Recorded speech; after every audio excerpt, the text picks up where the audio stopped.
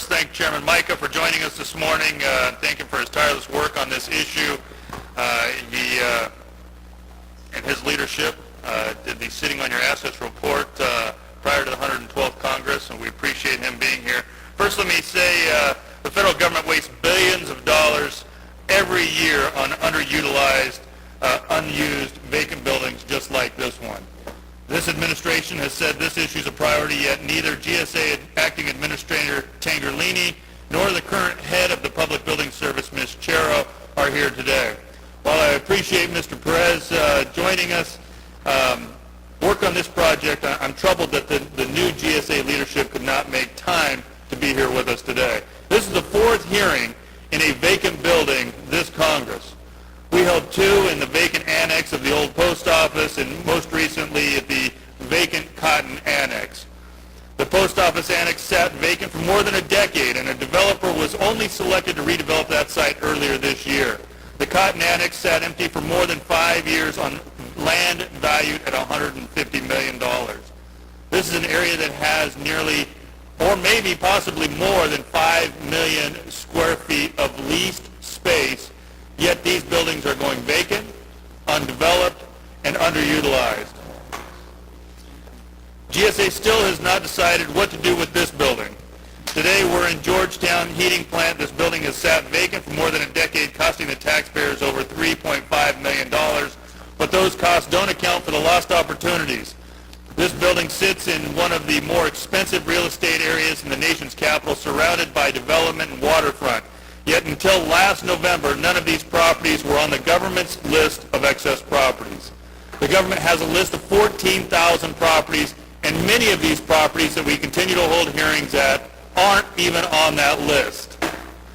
I'm pleased that GSA is finally taking action on this site. However, its past experience is any indication.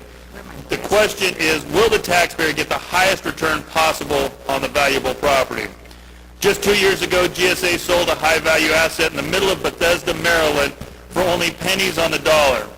After years of sitting idle, GSA chose to sell at the bottom of the real estate market and seemed to take few steps to ensure the taxpayer realized the significant value in that property. We have to ensure that GSA does all it can to sell this property at the highest and best use. And why did it take so long to get to this point? This plant was decommissioned in 2000, but yet it took until November of 2011 to even declare it surplus. This is exactly why I introduced and the House passed the Civilian Property Realignment Act to get agencies like GSA to get rid of or redevelop unneeded properties. And what makes matters worse is even after this building is sold, GSA continues to compound the problem of vacant space.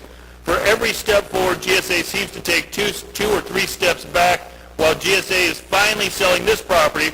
Across the country, in my home state of California and Los Angeles, GSA is creating more empty space, just as GSA has done in Miami, in New York, and other big cities around the nation.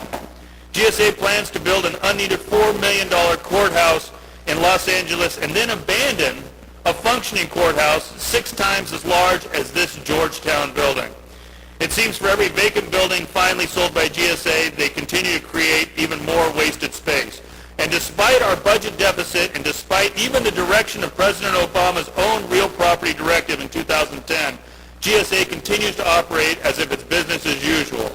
It's unacceptable and it's costly to the taxpayer. We hope today to hear why it's taken so long to sell this building, how GSA intends to ensure the taxpayer gets the greatest return on its sale, and how many vacant buildings like this does the government actually own. Again, I want to thank our witnesses with us today, and at this time I'd like to recognize the full committee chairman, Chairman Micah,